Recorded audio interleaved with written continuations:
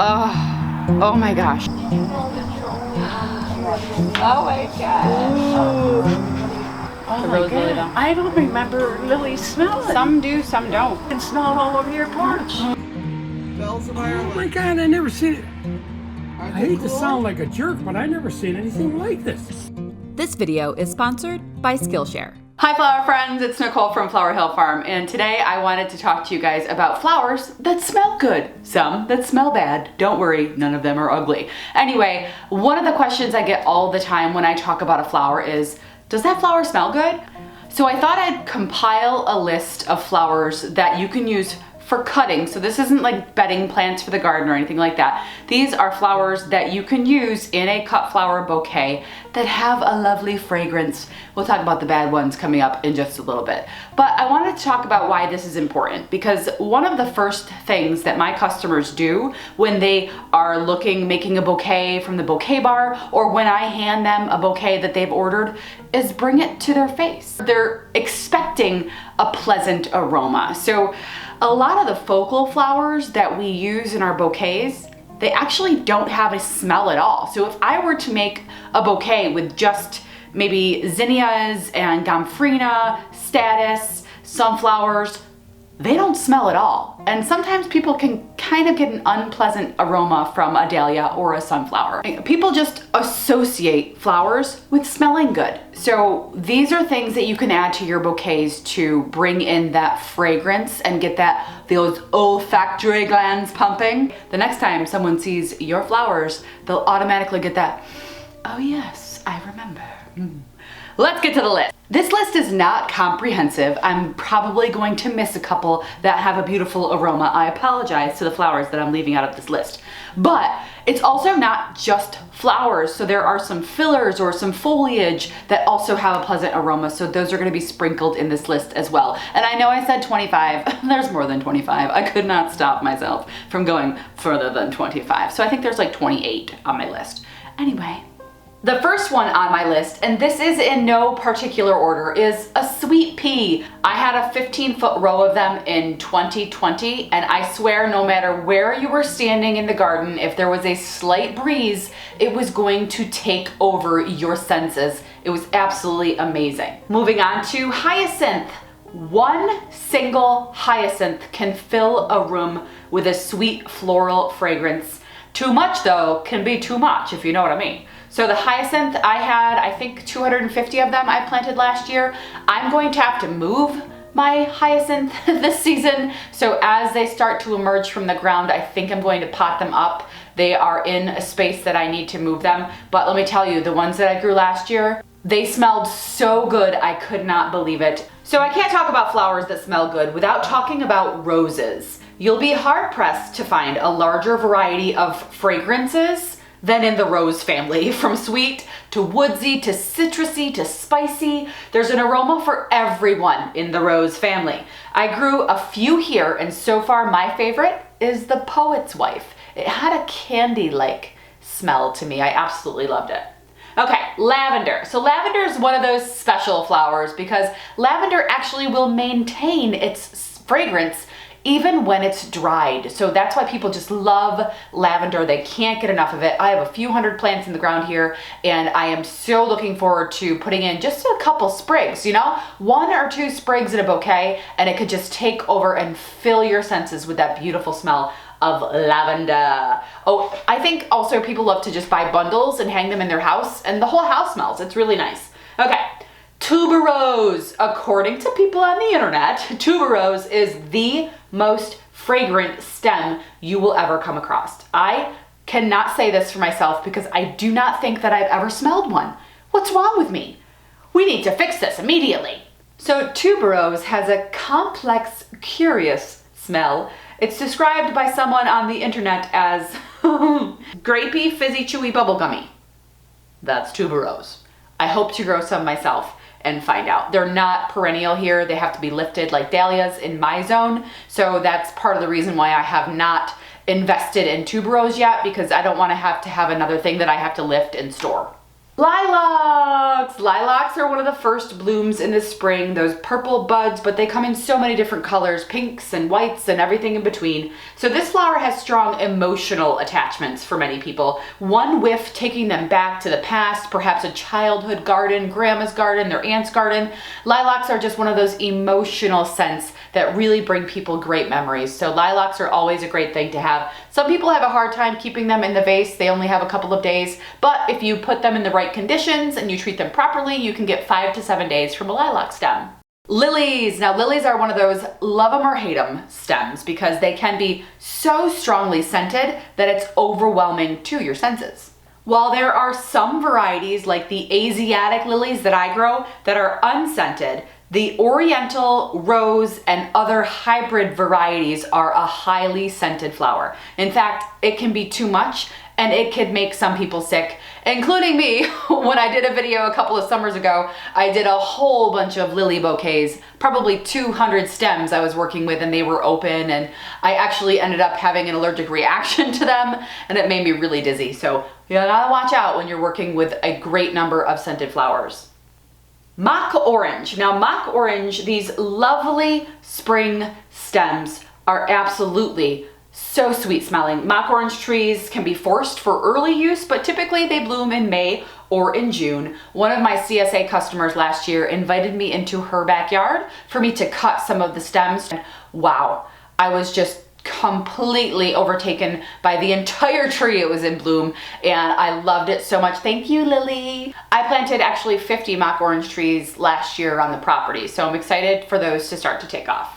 Stock. So I've done videos recently about stock and I talked about the amazing fragrance that it has. It's quite simply magical. The double flowering stock has a stronger scent, and I believe that's just simply because there are more petals. Number 10 on the list is perhaps, I'm gonna say it's in my top 5, but number 10 on my list is basil. Basil is one of the staples that I use for filler flowers.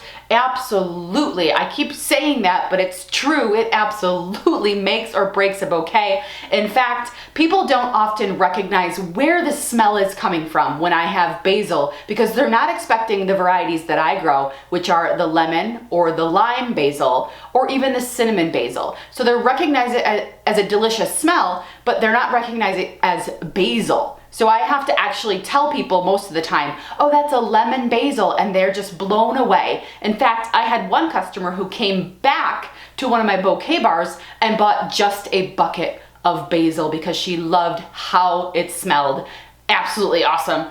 Something I will always grow, and this is something I succession plant, so I have it for the entire season. Something I'm actually tripling this year is my sweet Annie. Sweet Annie is an herb, and some people could have an allergic reaction to it, so you have to be very forthright about that. It's exactly as it is. It just smells so sweet. In fact, if you have a bunch of it next to you, if you're working with it, it can actually make you physically ill because of how strong it smells. But a little bit goes a long way, and it was absolutely the star of my summer farmers market where I was putting it with sunflowers. So sunflowers and statice, no odor, put in a sprig of sweet Annie, and those bouquets were like knocking people away. They're like, what is this? What is the smell? What is the smell? So sweet Annie is definitely high on my list of fillers to grow for fragrance. Nicotiana. So I've actually never grown Nicotiana, but I have 3 packets of it to try out this year. So Nicotiana is also something that has a little bit of a uniqueness to it because the scent grows stronger in the evening hours. I'm told that once you grow it and you smell it, you will always have it in your garden. Dame's Rocket, also known as Sweet Rocket, and this is actually my favorite flower. If you know anything about me, you know that this is the main flower in my logo. It's all of that purple. I cannot get enough of this. It brings me back to my childhood when I lived here in this house and I was, exploring the woods, and I stumbled across these purple and white beautiful flowers, and the smell of them, I didn't think it was real. It was kind of the first time that I came across a flower in the wild that had such a strong odor to it, and in a good way. So, and I was also where I saw my first hummingbird moths as a child and kind of fell in love with the magic of it all. So anyway, Dame's Rocket definitely adds some deliciousness and delicious fragrance to your bouquets. And now, more about the sponsor of today's video. It's Skillshare. Skillshare is an online learning community with thousands of inspiring classes for creators.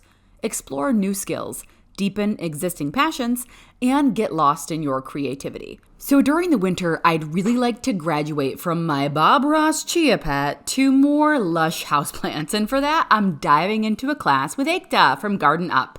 In her course, she goes over how to grow ornamental houseplants, something I have failed to do so far in my time on this earth. She also talks about microgreens, even some veggies. She also talks about doing this in a small space, so it's perfect if you don't have a lot of room. She'll even teach you how to detect and diagnose health problems with your plants, which is super helpful.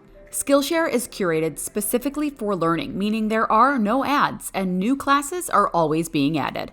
The first 1,000 of my subscribers to click the link in the description will get a 1-month free trial of Skillshare, so you can start exploring your creativity today. So eucalyptus, here is a smell that is very unique, right? It's not only delicious, but it's also therapeutic. It has a very calming nature. In fact, eucalyptus oils are used in therapies and in a lot of essential oil and stuff like that for that calming effect that it has. And people also hang it in their showers so that they get to just breathe in the eucalyptus. It has a way of clearing your senses. I found this description and I really liked it. It's a multifaceted forest scent with hints of mint, honey, and citrus. Imagine hiking along an airy stream inside a sunny pine forest, and that's what eucalyptus smells like. I thought that was a really nice description. Maybe because I just want to be walking alongside a stream in the forest. Okay, guys, we can't leave out the favorite flower of so many people, and that is a peony. Peony, some people say, but I say peony. The peonies smell amazing. I can't even stand it. I cannot wait for my peonies to grow. I don't even remember how many plants I have, because I've added so many over the years, but I think I have between 500 and 600 plants on the property, and they're so different, and they all have a unique smell to them. Sunflower Steve's favorite is moonstone peonies. I do have some of those that are not mature yet, so I can't wait for them to mature so I can smell them just to see if Steve's right, because he says they're the best smelling flower in the world. They range from candy-like to citrusy to spicy. There's a peony for everyone. Mint. Mint smells like, well, mint. Okay, no, but there are variations like chocolate and orange mint out there. So make sure you try them all and figure out if you have a favorite. Some people say that the chocolate mint doesn't really smell like chocolate, that it's kind of just like a scheme or a ploy to sell a different variety, but I'll let you know because I'm growing some this year. If you think chocolate mint actually smells like chocolate, let me know. Here's something that's going to be new for me this year, scented geranium. Now this is a foliage plant that is supposed to have a really nice smell to it. So a lot of people use it in cut flower bouquets. I ordered some plugs. I'll be growing these for the first time this year. Every variety has a little bit of a different smell. Some have a fruity fragrance, some are spicy, there's a chocolate geranium. I think I ordered the chocolate geranium. So they are, apparently if you brush up against them or gently move them around, you can really smell the aroma from the scented geranium. So I'll let you know if it indeed smells delicious. Lemon balm has a strong smell of lemon with a touch or a hint of mint. Lemon balm, I have that actually on my list of seeds to start this weekend. Marigolds. Sorry guys, I know some of you are going to be strongly opposed to having these on the good smelling flower list, but perhaps I'll put them on the bad smelling flower list as well, because some people are really opposed to the smell of marigolds, and then other people have that strong memory connection with marigolds and they love them. I'm one of those people who loves the smell of marigolds. It reminds me of getting out in the garden and getting it started, because I think marigolds were the very first flower I ever planted, and I think a lot of you can say the same thing because it's such a great companion plant to plant with your vegetables in the vegetable garden. So marigolds for me hold great memories of gardening, so I'm sorry if you don't like the smell of marigolds. Write me a letter. Please don't. Next on my list is phlox. Phlox is amazing. Now there's the perennial phlox, the tall phlox that gets 4 or 5 feet tall, beautiful smell, but the annual phlox that I just featured in a video the other day also has a really nice floral scent. I am told though, however, the creeping phlox does not smell good. So blah, blah, blah. Carnations. So you might think, wait a second, I've gotten carnations before. and they don't really smell good. Well, perhaps not the ones that come from the grocery store, but if you pick up some locally grown carnations, they're going to knock your socks off with the deliciousness that comes from the flower. It is like Christmas, I'm telling you. I've grown several varieties and they smell like Christmas to me. I don't know what it is. It's like a nutmeggy allspice aroma, and that's for me, I love it. Number 22. Bells of Ireland. Bells of Ireland is another one. You know what? It's got so many things going for it. Beauty, brains, aroma. It is so unique. There's nothing else like this in the cut flower world. They're chartreuse color with these beautiful bells, and be careful, there are spikes underneath them. They can hurt, but the smell is hard to describe. I describe it as apple meets celery. I know that sounds weird, but it's such a fresh smell. I love it very much. And people, I think, are always shocked to smell it because they have a hard time pinpointing what it smells like as well. What do you guys think Bells of Ireland smells like? Smells like? Drop it in the comments below. Number 23 on my list. You might ask why it's so low on my list. Well, I told you the numbers have no meaning. These are just a list of flowers. Narcissus. Daffodils. Daffodils, I am obsessed. They are amazing. I have thousands of them here on the property. The double ones have the strongest aroma. My favorite is Sir Winston Churchill, although I'm told Early Cheer smells even stronger. Some people are opposed and do not like it. Makes them sick, it's too strong. I think they're crazy. Get your nose checked. Figure it out because it's delicious. I'm just kidding. If you don't like it, that's okay. This next one, I have no experience with this next one whatsoever, but I have read on the internet that Freesia smells delicious. So Freesia blossoms emit hints of honey, mint, and strawberry. They've even been described as smelling like Fruit Loops. So I think this is gonna be on my list of things to grow in 2023 because I think it's too late for me this year. Next up, we have Sweet Alyssum. Now, Sweet Alyssum is it's kind of like a white carpet of flowers, and you can use them in bouquets. I always have them as part of my wildflower mix, and I've cut in the wildflower mix and used them. They're just pops of white. They're so pretty. They're almost like sparkles in your bouquet, but apparently they also smell good. Next on my list is Lily of the Valley. It's one of those flowers people also have strong memory connections with. The smell is so fresh, so light, so airy, absolutely beautiful. In fact, one of my CSA customers lined her sidewalk with Lily of the Valley, and I love delivering to her in the springtime because I get to walk down that sidewalk and just, it's intoxicating. The smell is so beautiful. I have a huge patch of Lily of the Valley here. All of mine are white. It does come in pink. I'd love to grab some pink ones and throw them in the woods and watch them multiply. Also toxic. Gardenia, I'm told, is spicy, zesty, with kind of like a green undertone, a very fresh undertone. So I'm excited to smell. I actually don't think I've ever smelled one myself. And the last thing on my list of things to add to your bouquets that smell good are apple blossoms or any kind of fruit-bearing branch. I absolutely love to add stems or branches, if you will, of apple blossoms into my spring bouquets. In fact, I tucked some into my mom's bouquet that I made her for Mother's Day. It was more of an arrangement. I gave it to her in a vase. Not only do the apple blossom branches bring a beautiful aroma, it also creates an amazing structure that only woody stems can bring. Anyway, I really love the way that it looked, and those are branches that you can also force early if you need to. And that brings us to cut flowers that might not smell so good. This list, fortunately, is shorter. And again, this doesn't include things like skunk cabbage or anything that smells bad in the garden. This includes things that are used for cuts that might not smell so good. The first item up on my list is Allium.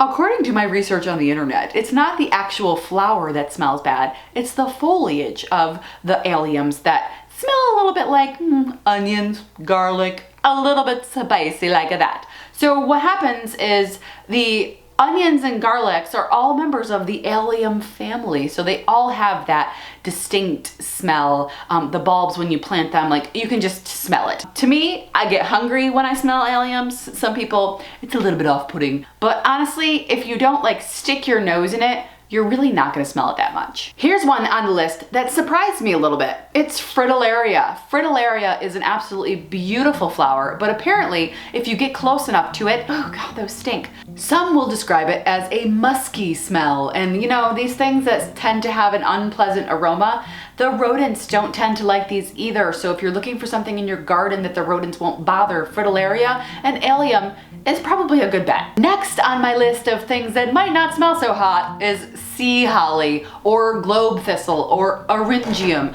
All of these things have a very similar look, and they also have a very similar ooh.